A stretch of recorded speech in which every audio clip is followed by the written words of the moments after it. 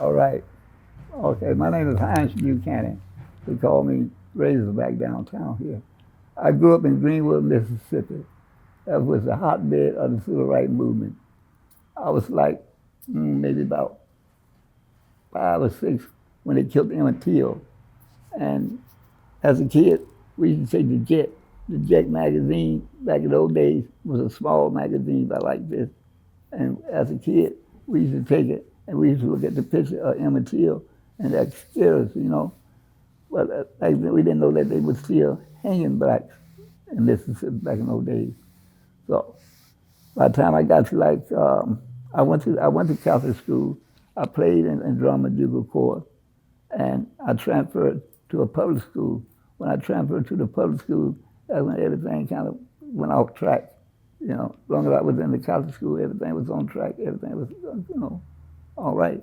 But the minute that I transferred into the public school, that's when everything just went haywire. And I grew up in a good family. My auntie owned a black hotel in Greenwood, Mississippi, and that was the Hotel Plaza. Any blacks that came there, famous black whoever, they stayed there, and I had a chance to meet them. I had a chance to meet, all your civil rights, Martin Luther King, Abernacle, Stokely Carmichael. I had a chance to meet all of them. Even like I grew up in like the Delta, right? And the Delta is the mainstream for the blues. And I Liv Milton, Hollywood, yes, you can name them. That like I grew up, I had a chance to meet Tyrone Davis and all of them. That I had a chance to write to kick it, talk to, side by side, had a conversation with, and it taught me a lot, about blues, about how the industry worked, how the white folks were stealing their music, getting paid, and they wasn't getting anything. But my aunt, like I said, my auntie on the Hotel Plaza, and a lot of your bands came through there.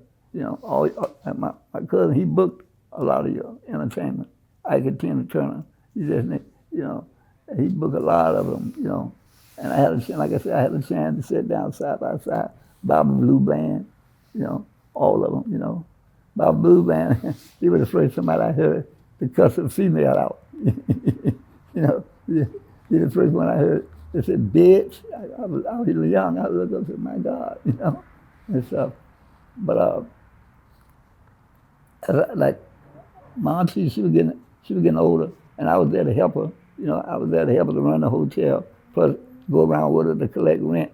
But Mississippi, Greenwood, Mississippi is a hotbed, right? You can slip and do the wrong thing, and you be floating in the river somewhere. So as I got older, it was time. My brother told me it was time to leave. Man, you can't stay here. This town, it's not big enough for you. You'll mess around and get in trouble.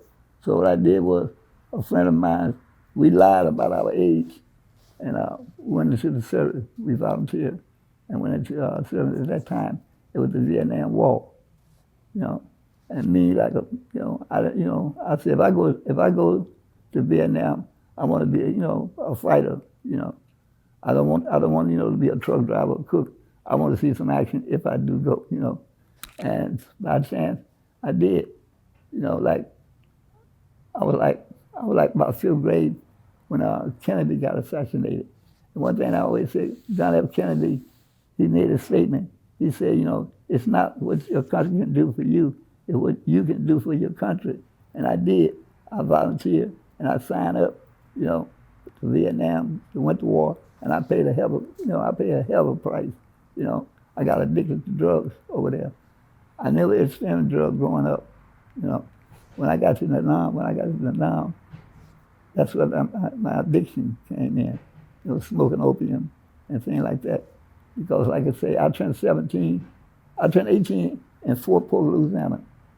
I turned 19 in Vietnam. When I got discharged from the war, I couldn't even buy alcohol.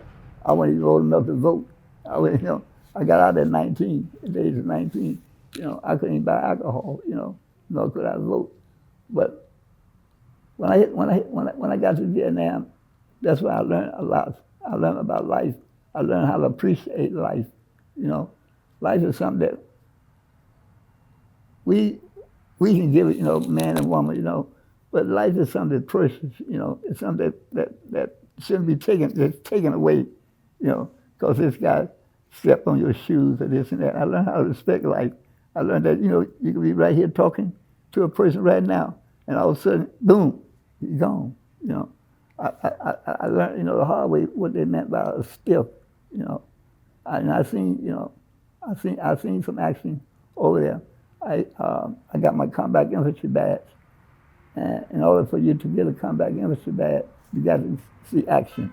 You can be over there in a combat zone, but never see no action. So you never, get a CIB. A combat infantry badge, you got to face the enemy, And I did. I faced the enemy, I mean, I walked into I don't know, I sit back sometime and I think, how did you make it, And it's hard to believe that I was there, because this thing I've seen. I had to talk to another military person, someone who's been in action that can understand, because most of your civilians, they'll look at you and go, oh, wow, that's bullshit, But, like you on patrol, and all of a sudden, they get blowed up right in front of you. You got blood, you got everything, And I guess that's why I went to drugs. I had to have something to ease my mind. Most people, they go to drinking. Some people go to drugs. So I guess that's why I went to drugs, to ease my mind. That's not the best way to go out, But that's the only way I knew, how like I said, to ease my mind. The thing that I had to do it in like, it's like you out there in the jungle, and here come a kid. A kid come running up to you, America, America, and you don't know what to do. You don't know where to blast them or hug them. I haven't seen guys who reach out and get blown up. They reach out and give a kid a hug, and all of a sudden they get blown up. Or they feel soft for a female, and there they go, they lose their life. So it's a certain thing that we did in a combat zone that you can't talk about, because they got what they call the Geneva Convention. They got rules.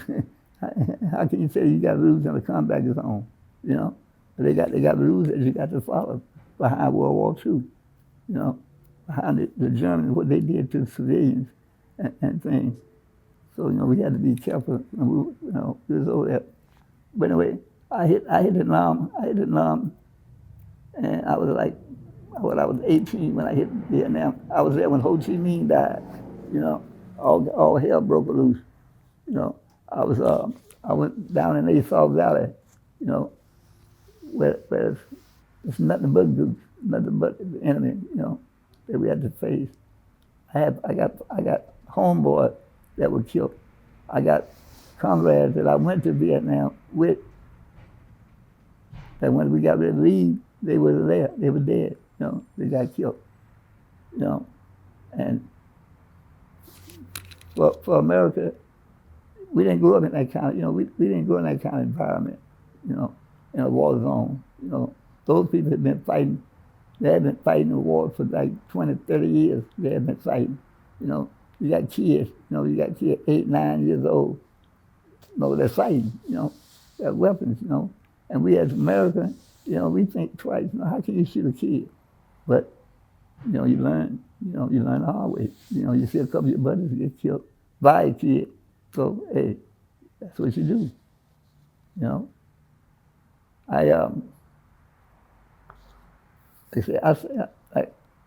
I started using opium. I started smoking opium. I go out in the field, shit happens. I come back to the rear. I sit down, we just get high, like I said, ease our mind, we get high. When I left Vietnam in '69, it was November, I got discharged. And coming back here to the state was a trip, I landed in Mississippi. Almost got in trouble, you know, talking, they still, like you said, they still had that civil rights movement going on and things. I was, right before I went to now, I was lucky enough to go to Memphis when Martin Luther King had got killed. They assassinated him. I had went, to the Lorraine Hotel, off of Bill Street there. I was lucky enough to go, for his memorial and things. And like I said, I was lucky enough to be involved in that movement. Like I said, I'm a like a lot of things that happen, we don't have control of. But a lot of things that happen, like during the civil rights movement, we didn't want to go and sit down with the white folks. We didn't want to go and eat with them. All we wanted was equality. That's what we were fighting for, equality. A lot of people think that we wanted to go and sit down beside them. No, we didn't want that. What we wanted was, we didn't want to separate education. Give us the same education as you get other kids. That's what we wanted. But as years go, it went the other way. Like affirmative action. Like we fought for affirmative action. But a lot of people are saying that they're giving blacks more opportunity. No, it wasn't that they were giving blacks the jobs. It was that back in the days, you had blacks that were qualified for their job that couldn't get it because he was black. The white man wasn't going to hire him. It's simple as that. You black wasn't going to hire him. So what the federal government did was they brought in affirmative action, saying that you got to mix this up. Mix it up, put some color in there. Mix it up. Just don't have 10 white guys. You have six white guys, and the rest of the four, break them up. Put some blacks in there, and that's what it was for. And a lot of people took it the other way, saying they're just giving the black, they overstepping us, giving the jobs to the black. No, the blacks said they were giving the jobs to were qualified. They were qualified. One day they were giving some ignorant person his jobs and stuff. They were qualified for these jobs, and we fought for that. We had to fight to vote. This is the right that's supposed to be given to you as an American that's born here. But we had to fight to vote. We couldn't just go down and vote. We had to do all this demonstration, get dogs put on us, get all this kind of stuff, just to vote, And what gets me back today is a lot of your young blacks, they won't vote. What vote going to do? Or they mind made up. If voting was no good, why did they stop us from voting all them years? So it must mean something, And that's what pissed me off a lot, Like, you see, you got bus drivers. You got policemen. I remember you didn't even see a black policeman, a black working on a fire truck, a fireman, a black fireman, We fought for these jobs, We, did a lot of things to get blacks into certain positions, And you look at it nowadays, how they just throw it away. They're like, it's nothing to them, They don't understand the trouble, tribulation and stuff that we went through. Just, get these rights that are supposed to be given to you, by birth, But I was young. We had a lot of stuff like in organizations that you got radicals. You got the right, you got the left. And I'm growing up, and we did a lot of riding. We did a lot of riding. We did a lot of burning. I was in that section. Martin Luther King said, "Turn the other cheek." Well, hell, we've been turning the other cheek for years and hadn't got us anything. So now, hey, we got to use fire with fire, And I was young in that little group that that threw fire bombs, when we like we come up with this idea is go into his pocket. If you hurt his pocket, you can get it right. Stop personalizing. Stop buying stuff from him. Buy from your own folks. If they don't want to hire clerks, black clerks, or have black working in their stores or anywhere, don't spend your money with them, you know.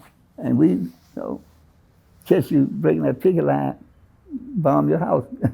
We, you know, we did all kind of little shit, you know. And over the years, it changed. You know, little by little, it changed. You know, I went back to Mississippi about 11 years ago, I think it was, and I haven't been there in 40-some years. And it changed a little.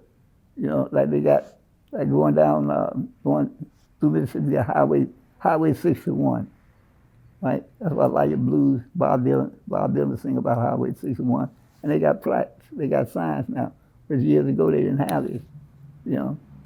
But they recognize a lot of things that they didn't recognize back in the days when I was there. You know, a lot of things that changed. You know, I think what most to me, my head got fucked up. You know, my head got fucked up being a kid growing up during that civil rights movement. Like I said, I not only read about King or Stokely Carmichael, H. Rap Brown, I was there with them, you know.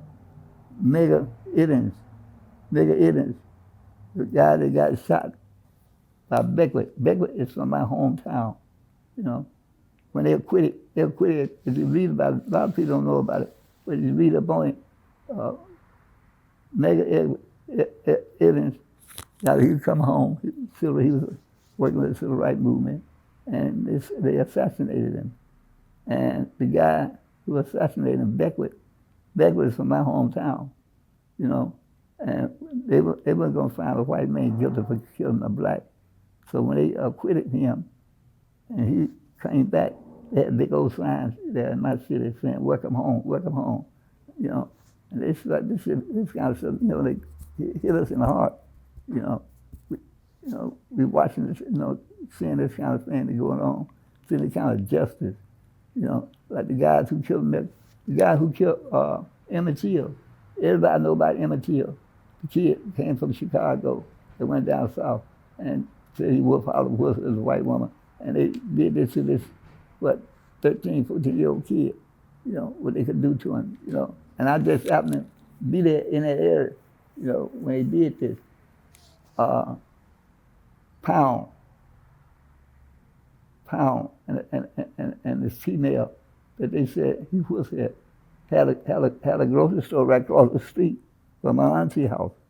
You know, my auntie and them used to tell us all the time, don't buy from them people, don't even go there and deal with those people. You know, we never did. We were young, we never know what they were talking about until, you know, we got a little older, found out that this is the broad that set up Emmett Till. You know. See, like I said, all you gotta do is just read. If you get down and read about it, Greenwood, Mississippi, that's where I'm from. That's the hotbed of the civil rights. That's why your white council, all that started right there. You know, they finance a lot of stuff. You know, and I just so happened to grow up in that era. You know, and I guess that right there had effect. You know, that separation. Because when I went back, to your trip, when I went back about 11 years ago, this is something I didn't know. Like, a lot of my friends, they done moved off into the white sections. Now, you know, they're off into the white sections that when I was a kid growing up, you couldn't even go over there, you know. And to go over there and see a Confederate graveyard. Yeah, a Confederate, you know, got all these Confederate soldiers that were buried. That's a trip, you know.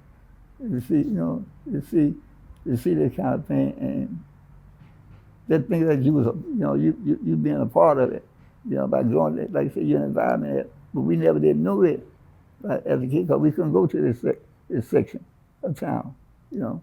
Like I said, about 11 years ago, I went, and it just shocked me, you know, to see this, you know, graveyard full of, you know, these Confederate soldiers, you know, and a lot of. Do you think racism has improved or gotten worse since you were? I think racism got worse, you know, because you can't change a person's mind, like how a person thinks. You know, it's up to the family, right, to change the kids. You know, a kid grew up with no racism, no prejudice. A kid would not call me black; they would call me chocolate. You know, but it's their parents, it's their family that would instill this in their head. You know, or you can't bring that black, you know, you can't bring him to your house, or you can't go, you know, socialize with him.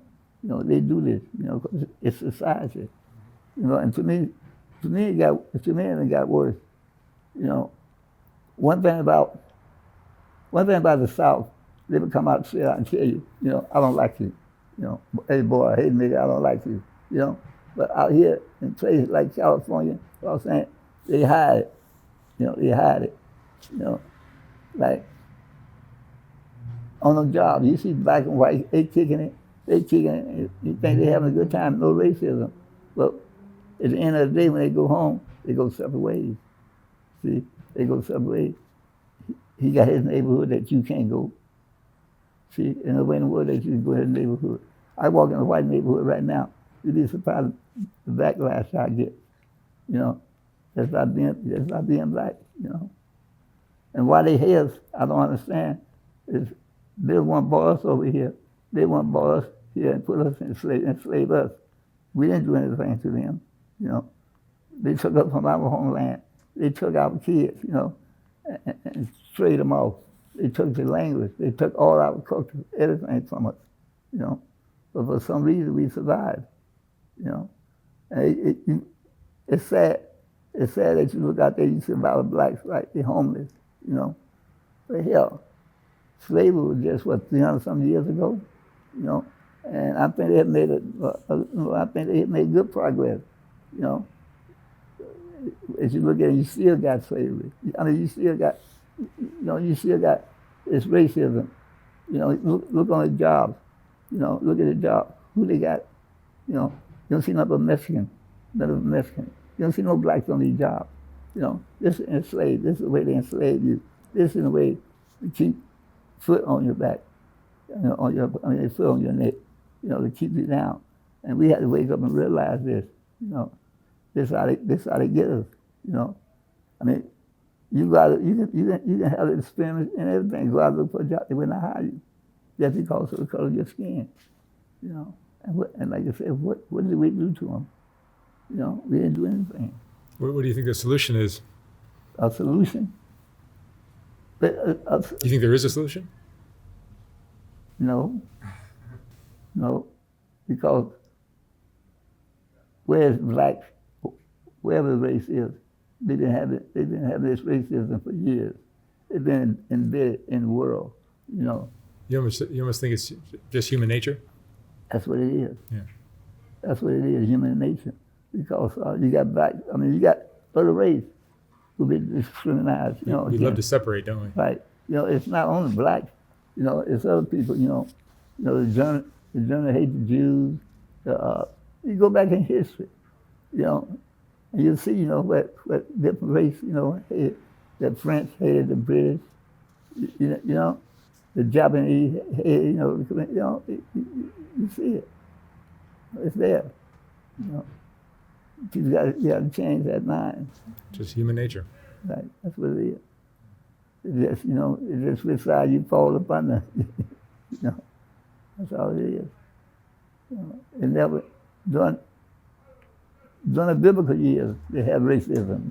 You know what I'm saying? You know, when Jesus Christ walked this land, they had racism. You know, so it's always going to be there. You know? Some races survive, some went extinct. You know, and stuff. But people just got to change their ways. You know, because I sit back sometimes I think, why would you hate me? What did I do to you? I didn't do anything to you. But just by me walking down the street, you click, you double lock your doors, this and that. I know you sometimes you had bad experience with a certain race, you know, but you know, everybody not like that, you know. It's a trip. I can, you know, you grew up in Chicago, right? I did, yeah. What is the city? or outside.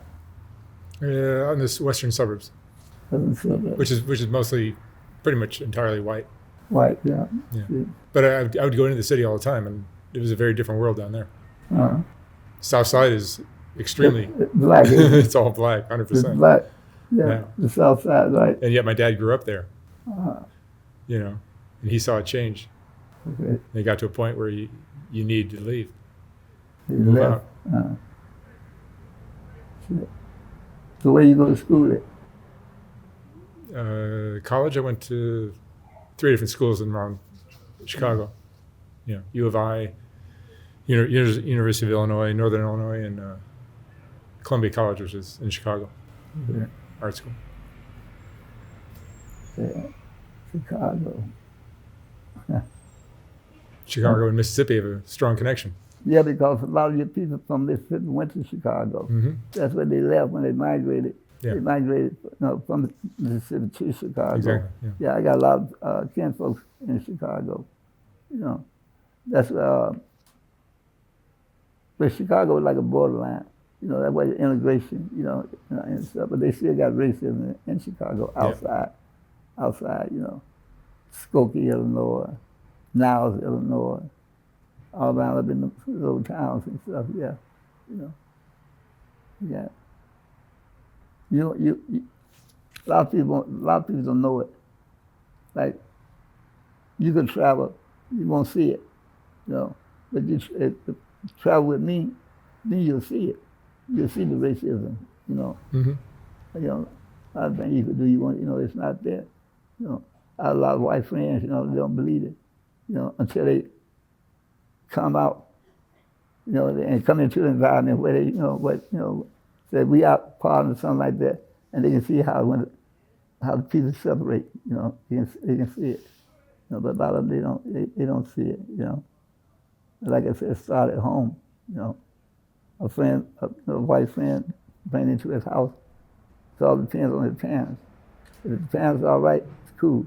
But if the parents not all right, they're going to pull him to the side and tell him he can't do that, Well,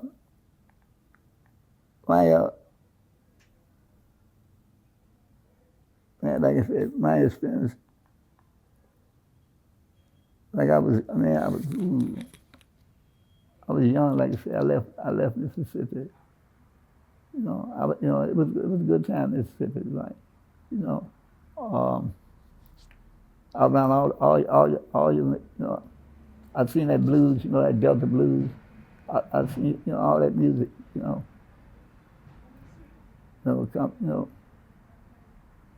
seems like, shit, I got age is killing me now.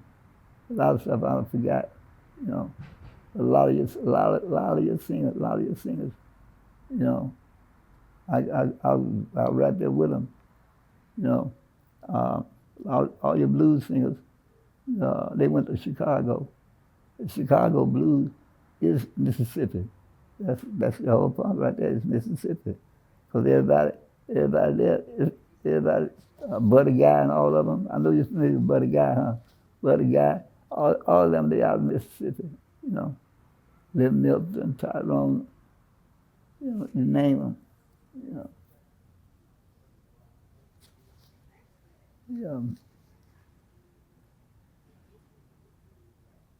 But like I was saying, President Kennedy said, it's not what your country can do for you, it's what you can do for your country. And when I volunteered for the military, I volunteered, I went to Vietnam, I paid a hell of a price, to come down with my drug addiction, I didn't mess with drugs growing up. I didn't know anything about drugs until I went into the military, And then when I get out, I got to fight for this, fight for that, fight to get this, seem like they, you've been in combat, you're a combat soldier. Here, take this, you know what I'm saying? So you can be able, it's hard, How did racism play in? In the military, it's racism. The whole military is racism, It's a trip, you'll find out, that. It's really everywhere in our country. It's like it's Yeah, in, it's it in the is. prisons, it's in the It's in military, it's prison. in It's in prisons. It's all over. it's hidden in society. You know, it's there. Society did this. You know, and you'd be surprised in the military. You know, you got racism in the military. You know, where you out there fighting, where you got to watch each other back.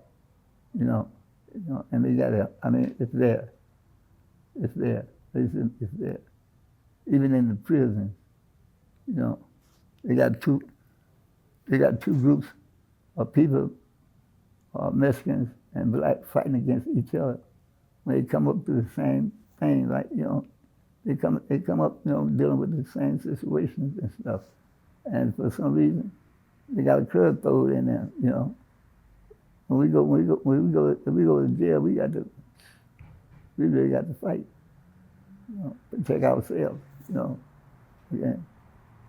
And the same way with the military. In the Navy always been like racism, and they still is racist, you know. And I experienced that, and it's a trip. A lot of people don't talk about it, you know, but it's there. It's there, and they should deal with it, you know. They should deal with it. You'd be surprised, you know. I mean, you got all those Southern boys from the South who've been drafted, a volunteer for the military. See, they bring them wage. You know, the idea, they bring them there, you know. You could pass, you could have all the bills, all the laws, but you cannot change this person's mind. Mm-hmm. See, right? I can have big old sign say equal opportunity. See, behind me, you can come up, and because I don't like blacks, I'm not gonna hire you. See what I'm saying? Yeah. Yeah. You know, and they put the other sign up. We can refuse service. You see another sign say we can refuse service or something like that, right? That's just another way of saying, you know, get out of here. Yeah. You know, they just changed the laws. They changed the ways and stuff. You know, because I came up. You had to go. They had the bathroom. They had white women, white men, color. That's how the bathroom. Your fountain, you drink water out of it. You know what I'm saying? You know, white, color. You know, if you wanted something to eat, you had to go around to the back door of the restaurant. You know, to order. You know, and that's all we were fighting for. You know, we should be able. Why can't we walk in and sit down and order? Why we gotta go to the back door?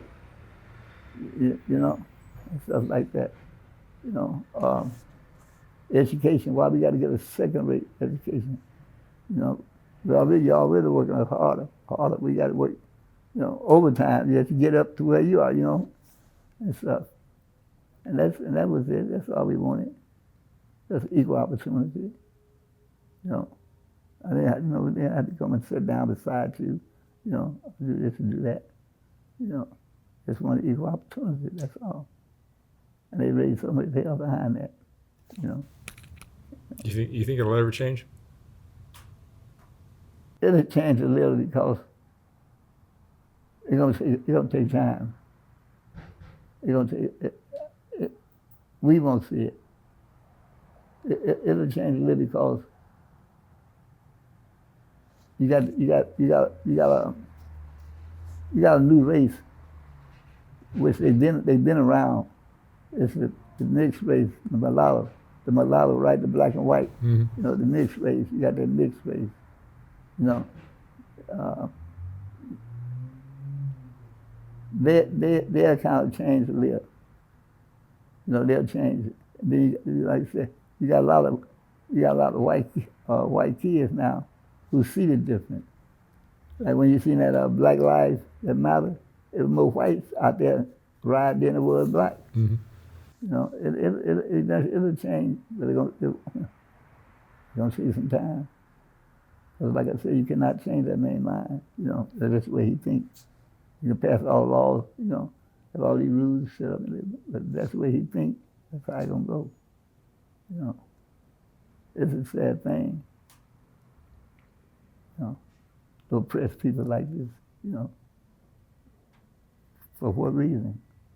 You know, because he's black. I mean, come on, what reason? You know, they can't give a reason for that. That's the way it is. That's the way it is. You know, look at the hell. That's what we deal with. But look at the Koreans, the Japanese. You know, they had the Chinese. You know, Japan is racist. You know, a lot of places, you know, got the racism. It's something, I don't know. It's something that got to be dealt with at home. You know, the parents got to teach the kid. Yeah, you know. I think you're right. Yeah. That's it. You know. It's going to take a long time. Huh? It's going to take a long time. It's gonna take time. You know, it's gonna take some time. You know, I mean, it's gonna take it because it's been there. It's been there all the time. Racism been there. You know, like I said, you got you had English against British. You know what I'm saying? The French, the Spaniards. You know, they all in difference, and it's still there. Sad to say. But I don't, like I said, it's hard, man. It's hard. Just think how beautiful the world would be. You know, if we just can love each other. It'd be a beautiful place. It would be. Yeah, it would. You know. All right, Hines. Thank you very much. Very interesting talk. Yeah, it's cool.